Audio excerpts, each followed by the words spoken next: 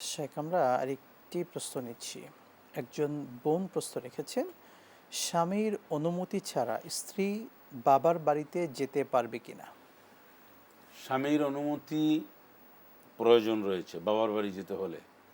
বাবার বাড়ি যেতে হলে স্বামীর অনুমতি লাগবে। সেই অনুমতি পার্মানেন্ট অনুমতি না স্থানকাল, অর্থাৎ স্বামী যদি এমন একটা অনুমতি দেয় স্ত্রীর সার্বিক অবস্থা বিবেচনা করে যে না আমার স্ত্রীর সব কোনো ধরনের কোনো প্রবলেম নেই, যাওয়া আসা সব ঠিকঠাক রয়েছে, একবার অনুমতি দিয়েছে, ঠিক আছে তুমি বাবার বাড়ি যাও, যায়, এটা হলো একটা একবারের অনুমতি, পার্মানেন্ট অনুমতি।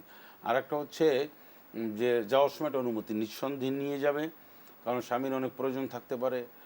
কারণ একজন স্বামী যতটুকুন বুঝে বাবার বাড়িতে গেলে কোনো সমস্যা হলো কিনা, যদি তার বাবার বাড়ি আসা যাওয়ার পথে সব মিলিয়ে স্বামীর বাড়ি বাবার বাড়ি যেতে হলে নিঃসন্দেহে স্বামীর অনুমতি নিয়েই তাকে যেতে হবে। শুধু বাবার বাড়ি না, যে কোনো জায়গায় অনুমতি নিয়ে যাওয়াটা একটা সুন্নাহ। এটা কল্যাণকর একটি সুন্নাহ স্ত্রীর জন্য, স্বামীর জন্য। কারণ স্বামী উনি বোঝেন পরিবেশ পরিস্থিতি, কোথায় কি সব কিছু, কীভাবে যাবেন, কোন গাড়িতে যাবেন, কখন যেতে হবে, কোন পথ দিয়ে যেতে হবে, সব মিলিয়ে ওনার একটা তবে শেখ, ভালো মূল ইয়া রয়েছে। প্রশ্নটা আমরা এভাবে নিতে পারি। আমাদের অনেক মা বোনদের যে কথাটি থাকে, স্বামী বাবার বাড়ির সাথে সম্পর্ক রাখতে দিতে চায় না একটা সময়, বা স্বামীর পরিবার দিতে চায় না, এক্ষেত্রে কি বলবেন? এক্ষেত্রে এখন তো বর্তমান পরিস্থিতিতে আমরা অনেক দেখেছি যে মানে শ্বশুরবাড়ি অথবা বউয়ের বাবার বাড়ি নানান দিকের জটিলতা থাকে, নানান সমস্যা থাকে। এই সমস্যায় যারা না পড়ছে তারা অন্য মানুষকে উপদেশ বা ওয়াজ করে বোঝানো সম্ভব নয়।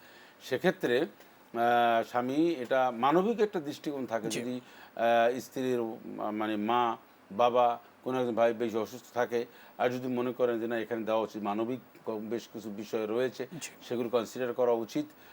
এক্ষেত্রে হার্ড না হওয়া উচিত, মানবিক দৃষ্টিকোণ থেকে বিচার বিশ্লেষণ করা উচিত।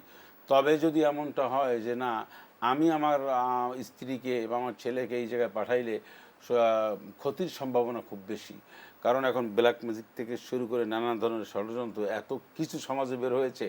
এখন আপনি নিরাপদ একটা জায়গায় কাউকে পাঠানো, যাওয়া আসা, একটা হিসাব নিকাশ ছাড়া অনেক সমস্যার সৃষ্টি হয়।